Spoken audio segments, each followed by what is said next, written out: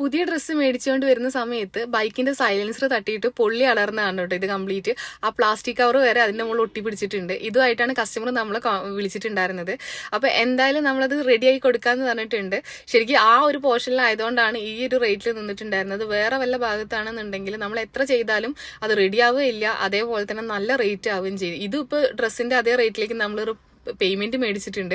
പക്ഷെ ഇതല്ലാതെ വേറെ വഴിയില്ല. കാരണം കുറച്ച് റിസ്ക് ആണ് ഇങ്ങനത്തെ വർക്കൊക്കെ ചെയ്യാൻ. ഒന്ന് അത് വീണ്ടും കീറാതിരിക്കാനുള്ള അവിടെ ക്ലോത്ത് വെച്ച് അത് കട്ട് ചെയ്ത് ഒഴിവാക്കിയിട്ട് ക്ലോത്ത് വെച്ച് സെറ്റ് ചെയ്ത് കൊടുക്കണം. എന്തായാലും നമുക്കൊരു ഡ്രസ്സ് അടിക്കുന്ന പണി തന്നെയാണ്. പിന്നെ ഹാൻഡ് വർക്കിന്റെ ചാർജ് വേറെയും, പിന്നെ ഇതിന് തല വർക്കിൽ വേറെ വലിയൊരു സീൻ തന്നെയാണ് കേട്ടോ. അപ്പൊ എന്തായാലും വലിയ ബോറില്ലാത്ത രീതിയിൽ നമ്മളിത് സെറ്റ് ചെയ്ത് കൊടുക്കുന്നതാണ് കസ്റ്റമറോട് പ്രോമിസ് ചെയ്തിട്ടുണ്ടായിരുന്നത്. അപ്പോൾ എന്നാലും ഏച്ച് കിട്ടിയാൽ മുളച്ചിരിക്കുന്ന രീതിക്കുള്ള ചെറിയ ചെറിയ അപാകതയൊക്കെ ഉണ്ടാവും. എന്നാലും വലിയ കുഴപ്പമില്ലാത്ത രീതിയിൽ സെറ്റ് ചെയ്ത് കൊടുക്കാൻ പറ്റിയെന്ന് വിചാരിച്ചു. പക്ഷെ എവിടേക്ക് എന്തൊക്കെ ഒരു തകരാറ് തോന്നിയതുകൊണ്ട് സ്ലീവിലുള്ള അതേ ഹാങ്ങിങ്സ് തന്നെ നമ്മൾ അതിന്റെ പോർഷനിലും കൂടെ സെറ്റ് ചെയ്ത് കൊടുത്തിട്ടുണ്ടായിരുന്നു.